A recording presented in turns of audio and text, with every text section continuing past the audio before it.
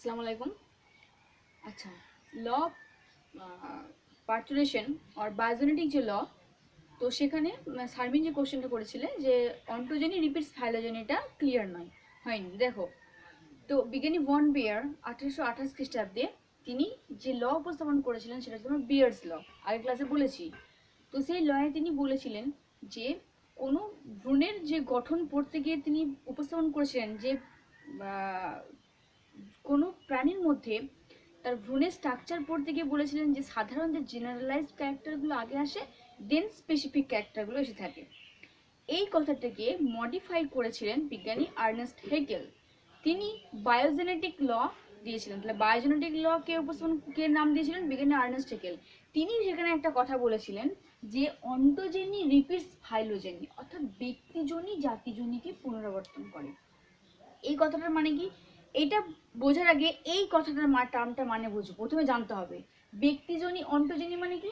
কোনো জীবের তার জীবনের যে ইতিহাস তার স্টাডি করাকে বলা হয় অন্টোজেনি। আর ফাইলোজেনি মনে হচ্ছে কোনো ব্যক্তির জাতিজনী বা অভিব্যক্তি সংক্রান্ত তার যে ইতিহাস, সেই ইতিহাসটাকে বলা হচ্ছে জাতিজনী বা ফাইলোজেনি। তাহলে এই কথাটা ওয়ার্ডটা আগে বোঝো, তারপর বাকিটা বলছি। তাহলে অন্টোজেনি মানে হচ্ছে কোনো জীবের জীবনকাল সম্পর্কিত ইতিহাস যে জানা যায়, যে পড়া স্টাডি করার যে বিষয়, তাকে বলা হচ্ছে অন্টোজেনি। আর ফাইলোজেনি মনে হচ্ছে যে কোনো জীবের ইভলিউশন অভিব্যক্তি সংক্রান্ত যে স্টাডি, তাকে বলা হচ্ছে ফাইলোজেনি। তো অন্টোজেনি রিপিটস ফাইলোজেনি, তার মানেটা হচ্ছে এটাই যে আমরা যদি ভ্রূণের স্ট্রাকচার দেখা দিকে তিনি বলেছিলেন যে ভ্রূণের যে বৈশিষ্ট্যটা লক্ষ্য করা যায় সেটা তার অ্যানসেস্টার বা পূর্বপুরুষদের থেকে উঠে এসেছে। অর্থাৎ অন্টোজেনি রিপিটস ফাইলোজেনি মানে পূর্বপুরুষের থাকা কোনো ক্যারেক্টার, কোনো বৈশিষ্ট্য যখন নিউ জেনারেশনের মধ্যে ভ্রূণের মধ্যে যখন প্রতিফলিত হচ্ছে, সেই জন্য একে বলা হচ্ছে অন্টোজেনি রিপিটস ফাইলোজেনি। বোঝা গেছে? পূর্বপুরুষের মধ্যে থাকা কোনো ক্যারেক্টার যখন ইভলিউশনারি পরিবর্তনের ফলে নিউ জেনারেশনের মধ্যে যখন সে ক্যারেক্টারটা প্রতিফলিত হয়, সেই জন্য তাকে বলা হচ্ছে পুনরাবর্তন করছে। এবার বোঝা গেছে? অর্থাৎ ফিশ, অ্যাম্ফিবিয়া, রেপটাইলস, এদের যদি ভ্রূণের স্ট্রাকচার দেখা হয়, আর যদি হিউম্যানসের ভ্রূণের স্ট্রাকচার দেখা হয়, তাহলে দেখা যাবে তাদের মধ্যে সিমিলারিটি। অর্থাৎ ফিশ অ্যাম্ফিবিয়ার পর তো হিউম্যানস, মানুষ এসছে, ম্যামালস এসছে, আগে তো ম্যামালস তৈরি হয়নি। তাহলে এই যে ফিশ অ্যাম্ফিবিয়ান্স ভ্রূণের সঙ্গে যে ম্যামালসের ভ্রূণের যে একটা সিমিলারিটি, যে মিল, মানুষের ভ্রূণের মধ্যে যে মিল, সেই মিলটা কোথা থেকে এসছে? বলা হয়েছে যে নিশ্চয়ই তার মানে তাদের পূর্বপুরুষের মধ্যে ছিল যে বৈশিষ্ট্যটা প্রতিফলিত হয়েছে পরবর্তীকালে ইভলিউশনের দ্বারা। সেই জন্য বলা হয়েছে ব্যক্তিজনী জাতিজনকে পুনরাবর্তন করে। এরপর তোমাদের এই চ্যাপ্টারটা, তোমাদের ইভলিউশনের দুটো পার্ট আছে, একটা হচ্ছে তোমার অরিজিন অফ লাইফ, আর একটা হচ্ছে the molecular basis of evolution. তোমাদের ফার্স্ট টার্ম সিলেবাসে আছে অরিজিন অফ লাইফ, অর্থাৎ ইভলিউশনের ফার্স্ট পার্ট। সেকেন্ড যে চ্যাপ্টারটা, সেটা তোমাদের সিলেবাসে নেই, কিন্তু সেইটা যদি মানে সেকেন্ড চ্যাপ্টারটা পড়ানো সম্ভব হয় তাহলে পড়িয়ে দেবো। দেখো, ফার্স্ট চ্যাপ্টারে কমপ্লিট যতদূর পড়ানো হয়েছে, বিভিন্ন থিওরিজ, লাইফ কীভাবে অরিজিনেট হচ্ছে, কেমিক্যাল থিওরি, বায়োলজিক্যাল থিওরি, তারপর আমরা যে সমস্ত জিনিসগুলো পড়ালাম, তাতে করে মোটামুটিভাবে কমপ্লিট। ঠিক আছে, মনে রাখবে ওগুলো। এবারে দেখো, লাস্ট যে পোর্শন বাকি আছে সেটা হচ্ছে তোমার থিওরিজ অফ ইভলিউশন। ইভলিউশন, ওটা তো অরিজিন অফ লাইফের থিওরি ছিল। এরপরে যে ইভলিউশন থিওরি, অর্থাৎ কিভাবে আমরা যে কিছু এভিডেন্স দেখলাম, প্রমাণ দেখলাম যে হ্যাঁ ইভলিউশন ঘটে থাকে, সবই মোটামুটি কমপ্লিট। তো এই চ্যাপ্টারটা এখানেই কমপ্লিট।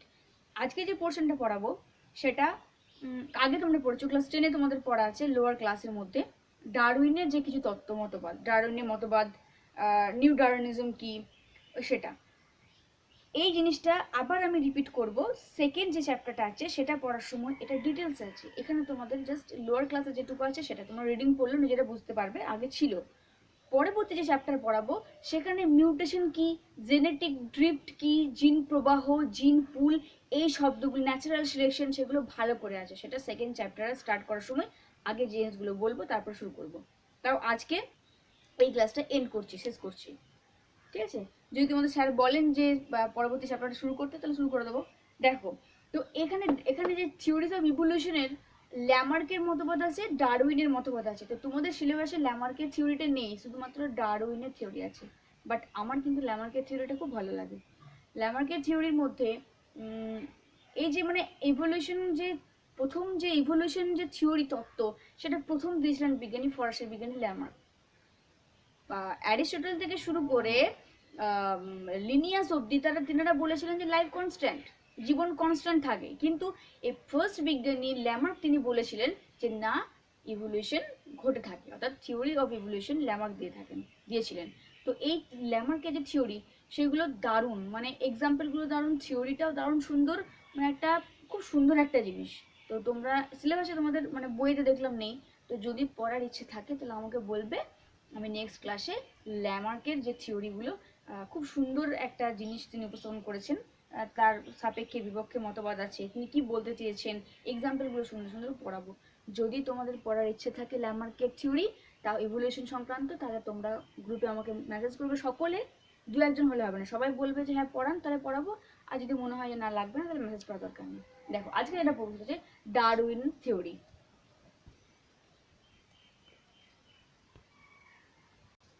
দেখো তাহলে, যদি যদি লিনিয়াস মানে ওর চার্লস ইয়ের যদি পড়ার ইচ্ছে থাকে ল্যামার্কের তত্ত্ব, তাহলে বলবে আমাকে, ঠিক আছে, আমি পড়াবো। আর না ইচ্ছে থাকলে পড়া দরকার নেই, সিলেবাস শুধু এটা আছে। এটা তোমরা আগের লোয়ার ক্লাসে পড়েছো। কি কি আছে না, ডারউইনের থিওরির মধ্যে আছে যে অত্যধিক হারে বংশবৃদ্ধি, অস্তিত্বের জন্য সংগ্রাম, ভেদ প্রকরণ, প্রজাতির সৃষ্টি, ওই জিনিসগুলোই আছে, ডিটেলসে তেমন কিছু নেই। নেক্সট চ্যাপ্টার পড়াতে গিয়ে তখন যেটা দরকার পড়বে তখন সেটাকে আমি ভেঙে বলবো। আর ন্যাচারাল সিলেকশন ব্যাপারটা আমি নেক্সট যে হার্ডিনবার্গ ল পড়াবো, মলিকুলার বেসিস অফ ইভলিউশন, তখন আমি ওটা ওটা মিউটেশন, জিন পুল, জেনেটিক ড্রিফট, এই চ্যাপ্টারও আছে তোমাদের একদম শেষে, ওটা আমি তখন করাবো, বা বারবার করি লাভ নেই, তখন করিয়ে দেবো। দেখো, চার্লস রবার্ট ডারউইন, তিনি হচ্ছে তোমার আধুনিক যে ও ব্যক্তি, যে তত্ত্বের যে বিবর্তক হচ্ছে তোমার চার্লস রবার্ট ডারউইন। তিনি ইংল্যান্ডে জন্মগ্রহণ করেছিলেন। ইংল্যান্ডে জন্মগ্রহণ করেছিলেন 1809 খ্রিস্টাব্দে। ঠিক আছে, তিনি ছোট্টবেলা, এনার সম্পর্কে আগে কিছু বলি, তারপর শুরু করব। তিনি ছোটবেলা থেকে কি ছিলেন না, খুব প্রকৃতি প্রেমী ছিলেন। অর্থাৎ প্রকৃতির বিভিন্ন প্রাণী উদ্ভিদকে নিয়ে তার মনে একটা জিজ্ঞাসা থেকেই ছিল প্রথম থেকে। তো 14 বছর বয়সে চার্লস রবার্ট ডারউইনের পিতা তাকে স্কটল্যান্ড পাঠিয়েছিলেন ডাক্তারি পড়ানোর জন্য। সেই সময় কিন্তু অ্যানাস্থেশিয়া আবিষ্কার হয়নি। অ্যানাস্থেশিয়া কি না, মানে বেহুশ করার যে মেডিসিন, অর্থাৎ যখন সার্জারি করা হয়, সার্জারি করার সময় যে মেডিসিন দ্বারা সেই পেশেন্টকে বেহুশ করা হয়, সেই ওষুধ কিন্তু তখন আবিষ্কার হয়নি। তো তিনি স্কটল্যান্ডে ডাক্তারি পড়তে গিয়ে তিনি দেখেন যে যে সমস্ত মানুষকে সার্জারি করা হয় তাদেরকে বিনা অ্যানাস্থেশিয়া ছাড়া, অর্থাৎ বিনা বেহুশের দাবায় ওষুধ ছাড়াই তাদেরকে কি করা হয়ে থাকে না, অপারেশন বা সার্জারি হয়ে থাকে। তো এর ফলে কি হচ্ছে, বিনা যদি কোনো মানে অজ্ঞান করা যদি কোনো মেডিসিন ছাড়া যদি কাউকে সার্জারি করা হয়, তাহলে তার সে কষ্ট বা যন্ত্রণাটা বেশি হয়ে থাকে, বেশি পেনফুল সেটা। তো একদিন কি হচ্ছে, ডারউইন তিনি তার স্কুলে দেখলেন যে একটা ছোট্ট শিশুকে ওইভাবে অ্যানাস্থেসিয়া ছাড়াই, অর্থাৎ বেহুশের ওষুধ দেওয়া ছাড়াই তাকে সার্জারি করা হচ্ছে। তো তিনি সেটা দেখে থাকতে পারলেন না। তিনি কি করলেন, তিনি বললেন যে আমার দ্বারা ডাক্তারি হবে না। তিনি ডাক্তারি ছেড়ে সোজা স্কটল্যান্ড ছেড়ে বাড়ি চলে এলেন। বাড়িতে আসার পর তিনি একটা চার্চে যোগদান করেছিলেন, সেখানে তিনি কিছুদিন কাজকর্ম করেন। পরবর্তীকালে বিজ্ঞানী রবার্ট গ্র্যান্ট এবং হান্সলে, রবার্ট গ্র্যান্ট হচ্ছে তোমার জুওলজিস্ট এবং হান্সলে হচ্ছে বোটানিস্ট, তিনারা কি করলেন, প্রকৃতি সম্পর্কিত বিভিন্ন জ্ঞান, বিভিন্ন ধারণা ডারউইনকে দিয়েছিলেন। তো ডারউইন বেশিরভাগ সময় হান্সলের সঙ্গে তিনি কাটিয়েছিলেন। তো হ্যান্সলে কি করেছিলেন, একদিন ডারউইনকে একটা জবের সন্ধান খুঁজে দিলেন। কোথায় না, HMS, এটা মনে রাখবে, বেগল, HMS বেগল, ঠিক আছে, এই নামটা মনে রেখো। অর্থাৎ এটা হচ্ছে একটা জাহাজের নাম, হার ম্যাজেস্ট্রি শিপ। এই জাহাজটা হচ্ছে যেটা দুনিয়াতে অর্থাৎ ওয়ার্ল্ডে সব জায়গায় ভ্রমণ করে। তো কি করলেন বিজ্ঞানী হান্সলে, যার সঙ্গে রবার্ট তিনি ডারউইন বেশি মেলামেশা করতেন, তো সেই হান্সলে কি করলেন, এই HMS যে শিপ যে জাহাজ, সেই ক্যাপ্টেনের সঙ্গে তিনি কথা বলিয়ে একটা জবের ব্যবস্থা করে দিলেন। কি জব না, সবকিছু অবজারভেশনের জব, অর্থাৎ সমুদ্রে যে শিপটা যে যাবে সেখানকার যে সবকিছু দেখাশোনা করার দায়িত্ব, নেচারকে অবজার্ভ করার দায়িত্ব তিনি দিয়েছিলেন সেই ক্যাপ্টেন ডারউইনকে। তো ডারউইন তো খুব খুশি, যে যেহেতু তার মনে একটা জিজ্ঞাসা থেকেই ছিল যে কিভাবে এই মানে এই প্রকৃতি সম্পর্কে তার যে একটা জিজ্ঞাসা বা তার মনে একটা কোশ্চেন থেকেছিল, সেটাকে পূর্ণ করা একটা বড় সুযোগ এর থেকে বড় হতে পারে না। কারণ সেই জাহাজ সেই শিপ ওয়ার্ল্ডের যে কোনো জায়গায় যখন ভ্রমণ করবে, তাহলে সে সেখানকার প্রত্যেকটা বিভিন্ন বিভিন্ন জায়গার যে প্রকৃতিটাকে, নেচারকে অবজার্ভ করতে পারবে। এই জাহাজটা 5 বছর ভ্রমণের জন্য বেরিয়েছেন, 5 ইয়ার্স। ওকে, 5 ইয়ার্সের জন্য ভ্রমণের জন্য তিনি জাহাজে বেরিয়েছিলেন। ঠিক আছে, কত থেকে না 1831 ডিসেম্বর টু 1836 অক্টোবর, অর্থাৎ 1831 ডিসেম্বর জাহাজটা ভ্রমণে শুরু করে এবং আবার ফিরে আসে 1836। 5 ইয়ার্স সেই জাহাজটা ভ্রমণ করেছিল। সেখানে কে ছিলেন, ডারউইন ছিলেন।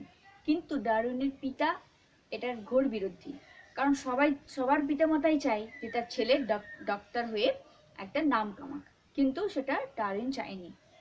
তো কি হলো না, ডারউইন যখন সেই শিপে করে, জাহাজে করে বিভিন্ন জায়গায় তিনি পৌঁছালেন, তো বিভিন্ন জায়গায় তিনি গিয়ে দেখলেন যে ভ্যারাইটিস, বিভিন্ন রকমের একটা অদ্ভুত রকমের ফ্লোরা ফোনা, হ্যাঁ, তিনি সেখানে লক্ষ্য করেছিলেন। এবং বড় বড় কিছু প্রাণী দেখেছিলেন, ছিপকলি দেখেছিলেন, তিনি কিছু ফ্রিঞ্চ লক্ষ্য করেছিলেন। ফ্রিঞ্চ মানে হচ্ছে তোমার ছোট্ট বার্ডস যেগুলো হচ্ছে, সেগুলো ফিঞ্চ। তো তাদেরকে অবজার্ভ করেছিলেন ভালোভাবে। এবং তিনি শুধুমাত্র অবজার্ভ করেননি, তিনি ভ্রমণের সময় যে যে জায়গায় সেই শিপ যে জাহাজ দাঁড়াতো, সেখান থেকে কিছু সেই তাদের কিছু জিনিস সেখান থেকে তিনি তুলে নিয়ে আসতেন। ঠিক আছে, যখন দক্ষিণ আমেরিকার থেকে সাউথ আমেরিকা থেকে 950 কিমি দূরে একটা পাহাড় দ্বীপ, যার নাম হচ্ছে গ্যালাপাগোস দ্বীপ। দেখো, জাহাজ যখন দক্ষিণ আমেরিকায় পৌঁছায়, তো সেখান থেকে 950 কিমি দূরে একটা তিনি দ্বীপে গিয়ে পৌঁছেছিলেন জাহাজ, সেটার নাম হচ্ছে কি গ্যালাপাগোস আইল্যান্ড। তো এই গ্যালাপাগোস আইল্যান্ড হচ্ছে কি না, সমুদ্রের যে নিচে থাকা আগ্নেয়পাতের ফলে, ভলকানাইজ ইরাপশন, আগ্নেয়গিরির অগ্নুপাতের ফলে সৃষ্টি যে দ্বীপ, সেটা হচ্ছে তোমার কি না গ্যালাপাগোস দ্বীপ, যেটা হচ্ছে খুব আকারে বড়, যেখানে 40টা বড় আকৃতির দ্বীপ এবং 8টা মেজর দ্বীপ নিয়ে গঠিত হয়েছিল এই আইল্যান্ড, গ্যালাপাগোস আইল্যান্ড। তিনি যখন সেখানে পৌঁছান, অর্থাৎ জাহাজ সেখানে যখন থামে এবং তিনি অবজার্ভ করেন যে সেখানে তিনি কি কি জিনিস লক্ষ্য করেছিলেন সাধারণত না, জায়েন্ট টর্টোসিস, তিনি বড় দৈত্যাকার কচ্ছপ দেখেছিলেন, যে কচ্ছপে মানে চেপে সমুদ্র ভ্রমণ করা যাবে। জায়েন্ট লিজার্ড এবং ফিঞ্চ, এই ফিঞ্চ যে বার্ড, স্মল বার্ড, এই স্মল বার্ড যেটা, এই ফিঞ্চকে দেখেই তার মনে একটা ন্যাচারাল সিলেকশনের ধারণা বা ভ্যারাইটি ধারণাটা মাথায় প্রথম এসেছিল। ওকে, তাহলে একটা জিনিস এখানে মনে রাখবে যে the living laboratory of evolution কাকে বলেছিলেন না, গ্যালাপাগোস আইল্যান্ডকে বলেছিলেন। কারণ সেখানে বহুত বিভিন্ন ভ্যারাইটিস বড় বড় আকারের প্রাণী দেখা গিয়েছিল, যেগুলো যে তোমরা অন্যান্য প্রাণীদের থেকে পুরো আলাদা, যেগুলো অন্য জায়গায় পাওয়া যায় না, সেইগুলো পাওয়া গেছিল কোথায়, গ্যালাপাগোস আইল্যান্ডে। সেই জন্য বিজ্ঞানী ডারউইন, চার্লস রবার্ট ডারউইন, তিনি লিভিং ল্যাবরেটরি অফ ইভলিউশন, একটা নিটের কোশ্চেন আসতে পারে, কাকে বলেছিলেন, গ্যালাপাগোস আইল্যান্ডকে, এটা ফর নিট। ওকে, তো তিনি সেখানে কি কি অবজার্ভ করেছিলেন গ্যালাপাগোস আইল্যান্ডে গিয়ে না, এই তিনটে প্রাণীকে তিনি লক্ষ্য করেছেন। এবং তিনি দেখেন যে এই যে ফিঞ্চ, স্মল বার্ড, তার 14 রকমের ভ্যারাইটি, অর্থাৎ 14 ভ্যারাইটি অফ ফিঞ্চ, 14 রকম ধরনের, মানে 14 টাইপসের ফিঞ্চকে লক্ষ্য করেছিলেন। 14 টাইপস অফ ফিঞ্চ মানে সেই সময় কিন্তু ডারউইন লিখেছিলেন যে 14 রকমের তাদের যে চোঁচ, যে ঠোঁটের যে গঠন, সেই গঠন তিনি ফিঞ্চ বা ওই স্মল বার্ডের মধ্যে লক্ষ্য করেছিলেন। তিনি অবাক হয়েছিলেন যে তাদের খাবারের জন্য, ফুড হ্যাবিটের জন্য তারা ইনসেক্টিভোরাস ফিঞ্চ, গ্রাউন্ড ফিঞ্চ অর্থাৎ কাঠের গাছের কাঠ থেকে খাওয়া পোকামাকড় খাওয়ার জন্য তাদের ফিঞ্চের যে স্ট্রাকচার, মানে চোঁচে যে স্ট্রাকচার সেটা এক রকমের, যারা গ্রাউন্ড লেভেলের ঘুরে বেড়াচ্ছে তাদের ক্ষেত্রে ঠোঁটের আকার এক রকমের। তো তিনি 14 রকমের আলাদা আলাদা ঠোঁটের ভ্যারাইটি যুক্ত তিনি ফিঞ্চ বা স্মল বার্ড লক্ষ্য করলেন। ঠিক আছে, তিনি দেখে অবাক হলেন যে খাদ্যাভ্যাসের ফিডিংয়ের জন্য এত রকমের মানে আলাদা আলাদা ভ্যারাইটিস লক্ষ্য করা গেছে। তিনি সেগুলোকে ড্রয়িং করে নিয়েছে, তার একটা ফ্রেন্ডকে তিনি দেখিয়েছিলেন। তো তখন তিনি বলেছিলেন যে এটা 14 টাইপস অফ ফিঞ্চ নয়, এটা 14 স্পিসিস। ডারউইন কিন্তু তখন প্রজাতির কথাটা জানতেন না, তিনি হয়তো ভেবেছিলেন যে ফিঞ্চেরই হয়তো 14 টাইপসের বার্ড, বাট ওটা আসলে ছিল 14 টাইপস অফ স্পিসিস, 14 রকম আলাদা আলাদা প্রজাতি। যাই হোক, তিনি এই ফিঞ্চ যে 14 টাইপস অফ চোঁচের যে ডিফারেন্ট যে সাইজ, সেটা তাকে ভাবাতে বাধ্য করেছিল। এর পরবর্তীকালে অনেক বিজ্ঞানী আছে, আর.এইচ. মার্টিন, যে সমস্ত বিজ্ঞানীরা ধীরে ধীরে ধীরে ধীরে বিভিন্ন তত্ত্বের মাধ্যমে তারপরে এসেছিল ডারউইনের তত্ত্ব। বাট তোমাদের সিলেবাসে সেগুলো নেই, তোমাদের সিলেবাসে শুধুমাত্র ডারউইনের তত্ত্ব আছে। তো সেটাই করাচ্ছি। এটা ছিল একটা ডারউইন সম্পর্কিত বেসিক একটা কথা। দেখো, বিবর্তন সংক্রান্ত আধুনিক যে মতবাদ, সেই মতবাদের হচ্ছে তোমার জনক কে? ডারউইন। সেই ডারউইনের লেখা যে বুক, পরীক্ষাটা তোমাদের আসতে পারে এমসিকিউ কোশ্চেন, বইয়ের নাম কি? On the origin of species by means of natural selection. কার লেখা? ডারউইনের লেখা, যাকে আধুনিক বিবর্তনবাদ বা এভলিউশনারি জনক বলা হয়ে থাকে। তিনার লেখা যে বই, যে বইয়ের মধ্যে তিনি তার থিওরি বা তত্ত্ব যে মতবাদ সেগুলো প্রকাশ করেছিলেন। আর কি? আর হচ্ছে তোমার কি? The presentation of the favoured races in the struggle. তিনি এই বইটাও লিখেছিলেন। তো এই যে on the origin of the species by means of the natural selection, এই বইটা পরবর্তীকালে কি হচ্ছে না, অরিজিন অফ স্পিসিস 1859 নামে পরিচিত। ওকে, তাহলে পরবর্তীকালে সে বইটার নাম কি হয়েছিল? Origin of species. কে? বিজ্ঞানী ডারউইন। এরপর আমরা দেখবো যে ডারউইনের যে মতবাদ, ডারউইন কি বলেছিলেন।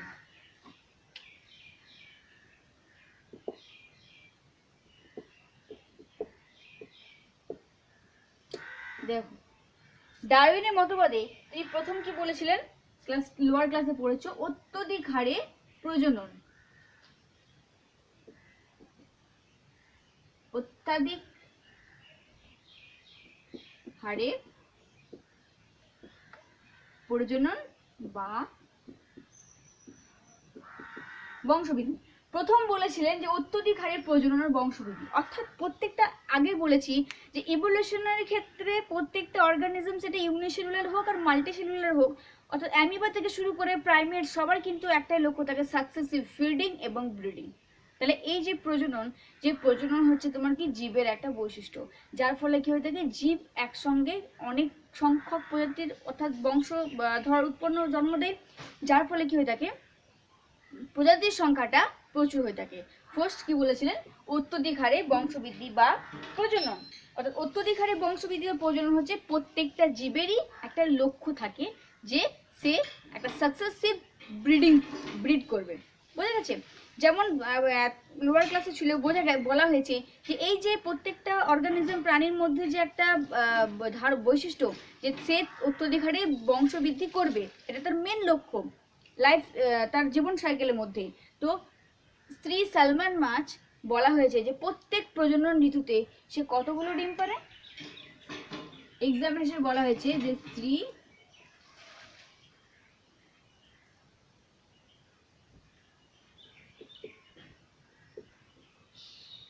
দেখো,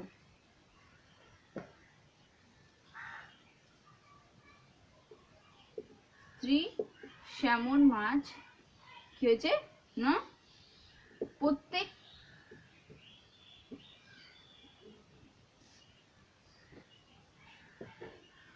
প্রজনন ঋতুতে কতগুলো করে ডিম পারে?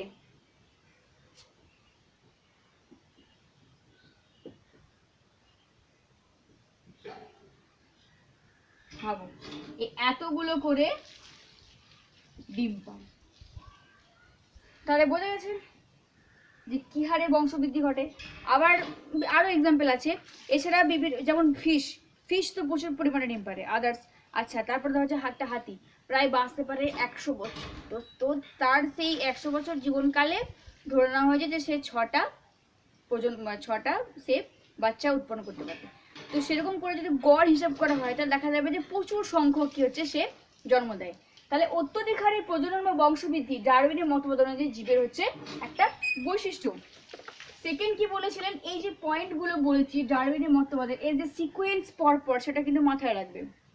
কারণ অত্যধিক হারে বংশবৃদ্ধির পর তুমি কিন্তু ন্যাচারাল সিলেকশন পয়েন্ট আনতে পারো না, কারণ ধীরে ধীরে সেটা ঘটে এসছে। বা তুমি ন্যাচারাল সিলেকশনের পর তুমি অত্যধিক বংশহার করতে পারবে না। তো এর মতবাদে যে সিকোয়েন্স, যে পয়েন্ট, সেগুলো পরপর মনে রাখার চেষ্টা করবে। ফার্স্ট ছিল অত্যধিক হারে বংশবৃদ্ধি। দুই হচ্ছে কি, দুই আছে অস্তিত্বের জন্য সংগ্রাম।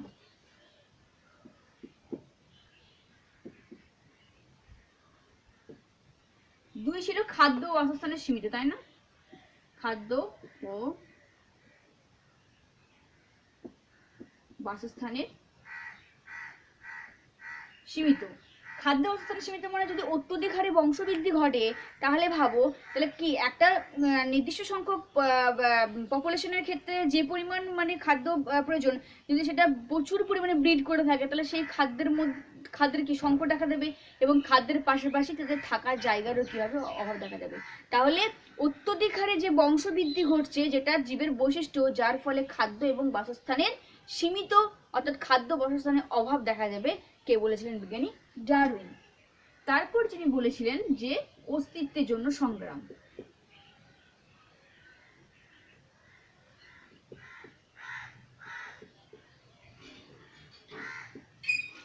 অস্তিত্বের জন্য সংগ্রাম, এই পয়েন্টগুলো আমি বলছি মুখে, বই থেকে আবার রিডিং করে নিও। অস্তিত্বের জন্য সংগ্রামে কি বলা হয়েছিল, যে এই যে অত্যধিক হারে বংশবৃদ্ধি এবং যে সীমিত বাসস্থান এবং খাদ্য থাকার ফলে কি হবে, খাদ্য বাসস্থান সীমিত হওয়ার ফলে তাদের খাবার এবং জায়গার লড়াই বেঁচে থাকার জন্য প্রত্যেকটা মানে বংশবৃদ্ধি করার ফলে যে অত্যধিক হারে প্রজন্ম উৎপন্ন হচ্ছে, প্রত্যেককে তো চায় যে এই পৃথিবীতে বেঁচে থাকার জন্য। তো তার জন্য খাবার বাসস্থান যদি সীমিত হয়, তাহলে তাদের মধ্যে কি দেখা যাবে, লড়াই দেখা যাবে, অর্থাৎ তারা লড়াই করে থাকবে। সেই লড়াইটা, সেই সংগ্রামটা বেঁচে থাকার জন্য, এই খাদ্য বাসস্থানকে টিকিয়ে রেখে বেঁচে থাকার জন্য লড়াইটা 3 ধরনের। একটা হচ্ছে নিজ প্রজাতির মধ্যে সংগ্রাম, একটা হচ্ছে তোমার অপর প্রজাতির মধ্যে সংগ্রাম, আর একটা পরিবেশগত সংগ্রাম। তাহলে অস্তিত্বের জন্য সংগ্রাম বোঝা গেছে যে অত্যধিক হারে বংশবৃদ্ধি এবং খাদ্য বাসস্থান সীমিত থাকার জন্য প্রত্যেকটা প্রাণী চায়, প্রত্যেকটা জীব চায় যে সে এই পৃথিবীতে বেঁচে থাকবে, তার জন্য যে লড়াই, সেই সংগ্রামটা 3 ধরনের। এক হচ্ছে কি না 3 ধরনের, একটা হচ্ছে তোমার অন্তঃপ্রজাতির সংগ্রাম, একটা হচ্ছে অন্তঃপ্রজাতির সংগ্রাম, যাকে বলা হচ্ছে ইন্ট্রাস্পেসিফিক স্ট্রাগল। পরীক্ষার সময় এই দুটো বাংলায় না দিয়ে এটা দিয়ে দেয়, ইন্ট্রা আর ইন্টার, মনে রাখবে। ইন্ট্রাস্পেসিফিক মানে অন্তঃপ্রজাতি লড়াই। অন্তঃপ্রজাতির লড়াই মানে হচ্ছে কি, যে যখন একই প্রজাতিভুক্ত জীবের মধ্যে যখন খাদ্য বাসস্থানের জন্য লড়াই ঘটবে, তখন তাকে বলা হচ্ছে অন্তঃপ্রজাতি। যেমন একটা বাঘ বনে থাকা, বাঘের সঙ্গে লড়াই, কুকুরের সঙ্গে লড়াই, বা একটা বনভূমিতে থাকা বা একটা বাগানের মধ্যে থাকা একটা আম গাছ বা একটা বট গাছ, যে আম গাছের বীজ মাটিতে পড়ে সেখান থেকে চারা গাছ জন্ম হয়। তাহলে সেই আম গাছ বা বট গাছ থেকে বীজ পড়ে যখন চারা গাছ জন্ম হবে, তখন অত্যাধিক হারে চারা গাছ জন্ম হবে। তো সেই যে অত্যাধিক চারা গাছের মধ্যে যখন আবার তারা ফাইট করে, সব চারা গাছ তো আর বেড়ে উঠবে না সঠিকভাবে। তো ওই যে বট গাছের বীজ থেকে পড়া অত্যাধিক চারা গাছ থেকে যে চারা গাছগুলো লড়াই করবে বেঁচে থাকার জন্য, তাদেরকে বলা হচ্ছে অন্তঃপ্রজাতির মধ্যে সংগ্রাম বা ইন্ট্রাস্পেসিফিক, অর্থাৎ নিজ প্রজাতির মধ্যে সংগ্রাম। এটা কি না নিজ প্রজাতির মধ্যে লড়াই। ঠিক আছে, সেটা কার মধ্যে হতে পারে না বাঘ বাঘের সঙ্গে হতে পারে, ওকে, বনভূমির মধ্যে থাকা গাছেদের বেড়ে ওঠার সঙ্গে হয়ে থাকে। বোঝা গেছে? দ্বিতীয় পয়েন্ট হচ্ছে কি, অস্তিত্বের জন্য সংগ্রাম।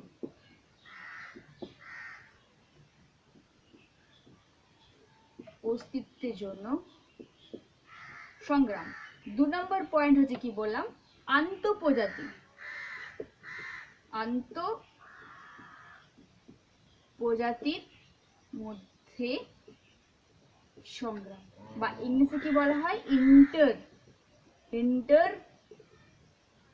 স্পেসিফিক স্ট্রাগল, ওটা ছিল ইন্ট্রা। তাহলে আন্তঃপ্রজাতির মানে তোমার যখন ভিন্ন প্রজাতির মধ্যে, একই জায়গায় বসবাসকারী ভিন্ন প্রজাতির মধ্যে যখন লড়াই, তখন যেমন পরজীবীর সঙ্গে মানুষের, প্যারাসাইটের সঙ্গে মানুষের লড়াই, আচ্ছা, বিভিন্ন প্রাণীর সঙ্গে শিকারী যে লড়াই, তাহলে দুটি আলাদা প্রজাতির জীবের মধ্যে যখন খাদ্য বাসস্থানের নিয়ে বেঁচে থাকার নিয়ে যখন লড়াই, তখন সেটাকে বলা হচ্ছে আন্তঃপ্রজাতির লড়াই। আর 3 হচ্ছে পরিবেশীয় সংগ্রাম। পরিবেশীয় সংগ্রামটা কি, অর্থাৎ এই যে পরিবেশ তো সদা পরিবর্তনশীল, পরিবেশের মধ্যে থাকা যে প্রভাবগুলো, যে যেমন কি খরা, বন্যা, আচ্ছা, ভূমিকম্প বা প্রাকৃতিক যে বিপর্যয়, দুর্যোগ, এইগুলোকে লড়াই করে যে সমস্ত প্রজাতি বা যে সমস্ত জীব বেঁচে থাকে, তাকে বলা হচ্ছে পরিবেশীয় সংগ্রাম। অর্থাৎ পরিবেশের সঙ্গে ফাইট করা, পরিবেশের সঙ্গে ফাইট মানে এনভায়রনমেন্টাল যে কন্ডিশন, এনভায়রনমেন্টাল যে ইফেক্ট, তাদের সঙ্গে যে লড়াই করে যে যখন বেঁচে থাকা, তখন সেটাকে বলা হচ্ছে পরিবেশীয় সংগ্রাম। তাহলে প্রথম এলো উত্তরাধিকারের বংশবৃদ্ধি, সেকেন্ড হচ্ছে খাদ্য বাসস্থান সীমিত, থার্ড হচ্ছে অস্তিত্বের জন্য সংগ্রাম। দেখো, তারপর আছে তোমার প্রকরণ বা ভেদ। তিনি বলেছেন যে জীবের মধ্যে প্রকরণ বা ভেদ থাকবে, অর্থাৎ এই যে লড়াই করে যারা যে সমস্ত, অর্থাৎ দুটো প্রজাতি, ডারউইন বলেন দুটো স্পিসিস কখনো সিমিলার হতে পারে না। দেখো না, নিজের ভাই বোনের মধ্যে যদি লক্ষ্য করা যায়, একটা ক্লোজ ব্লাড রিলেটেড, তবুও তার মধ্যে তার সঙ্গে কিন্তু আমার কিন্তু হুবহু মিল পাবে না। তাই ডারউইন বলেন যে ভেদ বা প্রকরণ থাকবে, যেহেতু সেক্সুয়াল রিপ্রোডাকশন হচ্ছে যৌন জননের ফলে সৃষ্টি, সেহেতু প্রকরণ বা ভেদ অবশ্যই দেখা যাবে। যে প্রকরণ বা ভেদ বলেছিলাম ইভলিউশনের র মেটেরিয়াল, তাই না? অর্থাৎ এই প্রকরণ বা ভেদ হচ্ছে তোমার কাদের মধ্যে ঘটবে না, যে সমস্ত প্রজাতি প্রকরণ বা ভেদ ঘটে থাকবে, তারাই পরবর্তীকালে কি হবে না, নিউ প্রজন্মের সেই ক্যারেক্টারটা যাবে। অর্থাৎ ভেরিয়েশনের ফলে, প্রকরণের ফলে নেচার তাদেরকে সিলেক্ট করবে। ভেরিয়েশন যাদের মধ্যে ঘটবে তারাই তো অ্যাডভান্স, না? অ্যাডভান্স বলেই তাদের মধ্যে ভেরিয়েশন ঘটেছে, আর ভেরিয়েশন ঘটলেই সে কি করবে, ফাইট করার সুযোগ থাকবে। অর্থাৎ প্রকরণ বা ভেদ সৃষ্টি হবে। দুটো প্রজাতি কখনো একরকম হুবহু হতে পারে না, তাদের মধ্যে ভেদ বা প্রকরণ অবশ্যই বর্তমান। ঠিক আছে? আচ্ছা, তারপরে যেটা পয়েন্ট সেটা হচ্ছে ন্যাচারাল সিলেকশন।